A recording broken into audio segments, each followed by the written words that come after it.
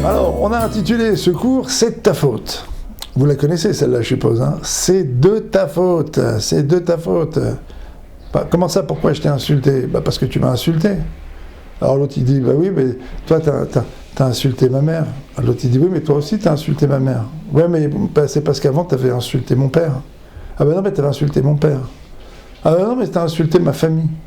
C'est de ta faute, quoi. C'est de ta faute.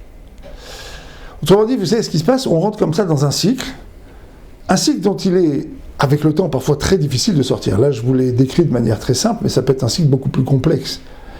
C'est un cycle, en fait, qu'on appelle le cycle bourreau-victime. Alors, j'ai pas voulu vous mettre ça en titre, parce que j'ai trouvé que c'était trop violent, j'ai trouvé que c'était plus rigolo, entre guillemets, d'appeler ça « c'est ta faute », mais en fait, c'est un peu de ça dont il s'agit. En fait, quand tu m'as insulté, donc moi, je me suis senti heurté. Comme je me suis senti heurté, eh ben, je me suis senti fondé à te rentrer dedans, quoi, et à t'insulter toi aussi.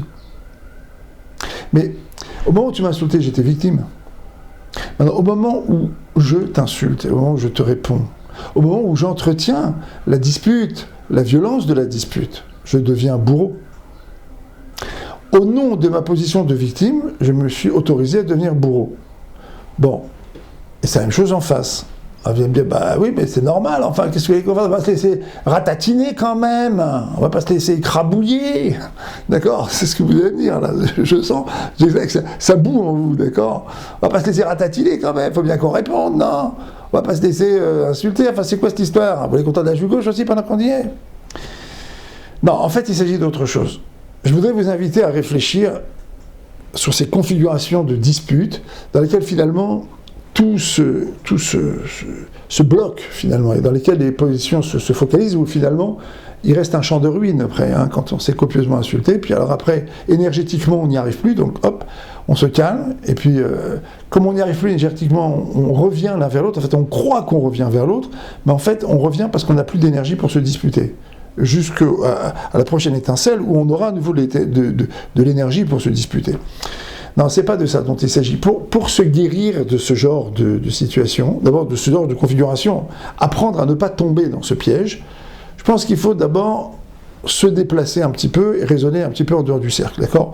Le cycle bourreau-victime, et ça a un nom, ça s'appelle la porte tournante. La porte tournante. Vous avez déjà vu les portes tournantes, d'accord?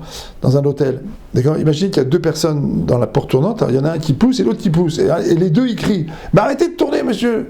C'est vous là! » Mais c'est vous qui poussez! Mais non, c'est vous! Et les deux ils tournent comme ça pendant 1 heure. Les gens qui sont autour, bien sûr, rigoleraient.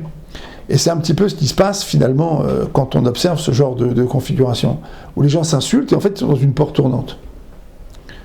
Alors comment est-ce qu'on sort de ce genre de porte tournante? En fait c'est ça la question. Comment est-ce qu'on sort? Alors, d'abord, il faut savoir que toute dispute a un lendemain.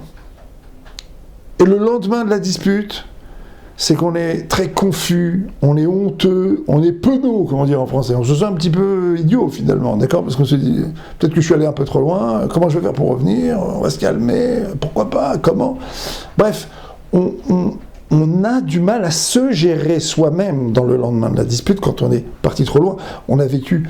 Et tous les couples vivent des oscillations, mais là c'est des oscillations drastiques. Ça monte trop haut, ça descend trop bas. C'est très difficile à gérer, c'est un ascenseur émotionnel qui est très compliqué à gérer.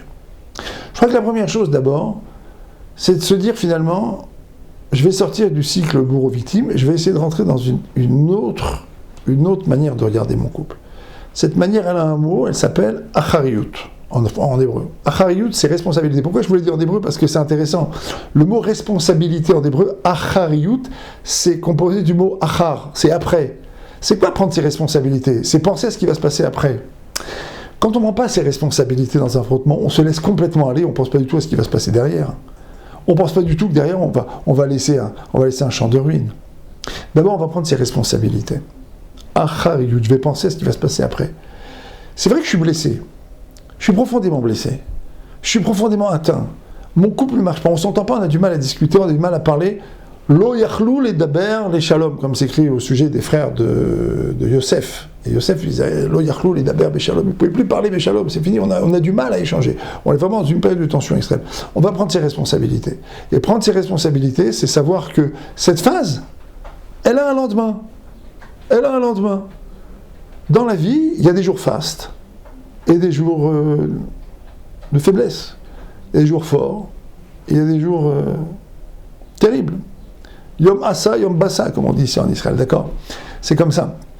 Dans la parashat Emor, on a un outil théorique que la Torah nous donne, d'accord? Hachem s'adresse à Moshe Aaron, il leur parle, il leur dit Emor et la Kohanim, parle aux Kohanim. Et les commentateurs relèvent qu'il y a ici 2 fois le mot Emor, il y a 2 fois, Hachem s'adresse à Aaron et à Moshe, et il leur dit de dire. Et Rashi dit les Azir Aktanim Alakdolim. Alors Rashi dit, vous savez, il faut faire attention à mettre en garde les grands, que les grands mettent en garde les petits. Les adultes mettent en garde les enfants. Mais la chassidoute nous apprend autre chose. Apprendre à se mettre en garde dans les jours fastes en sachant qu'il y aura des jours plus durs. Savoir que quand il y a des jours plus durs, en vérité, il y aura des jours fastes. On passe ce genre de cycle. Dans un couple aussi, c'est la même chose. D'accord? Donc prenons nos responsabilités et sachons que si maintenant on est dans une tension et que si maintenant on est dans une dispute, en fait on doit penser à la possibilité de reprendre le dialogue, un dialogue sérieux et fondé parce qu'on va bien devoir résoudre les problèmes et les difficultés, donc reprendre un dialogue fondé. D'accord? Donc cet argument-là, c'est ta faute, c'est de sa faute et tout, etc. C'est l'argument de la colère, mais c'est pas l'argument de l'intelligence. Colère, intelligence, d'accord? C'est pas l'argument de l'intelligence. C'est l'argument de la colère. Donc on va le laisser de côté et on va se dire, voilà, à partir de maintenant, je prends mes responsabilités, je sors de la porte tournante, d'accord, je sors du cycle bourreau-victime, je rentre dans un autre, je quitte la montagne de la destruction pour aller sur la montagne de la construction.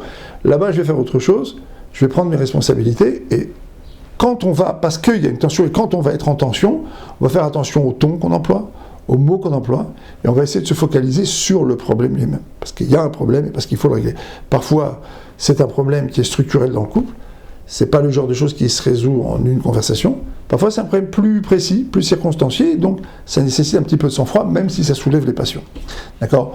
Donc voilà, c'est de sa faute, on laisse de côté, on quitte cette montagne, on va se mettre sur la montagne de la construction, et on va commencer à prendre ses responsabilités, et à bien respirer, et à comprendre que il y a des mauvais jours et des bons jours, comprendre qu'on doit prendre ses responsabilités pour les jours suivants, là, parce qu'on va à nouveau pouvoir discuter, on va pouvoir à nouveau se raccrocher, on va pouvoir à nouveau s'écouter, dialoguer, et là, il ne faudra pas que ça soit trop tard, il ne faudra pas qu'on soit chargé des blessures qu'on aura accumulées lorsqu'on aura un petit peu trop levé le temps.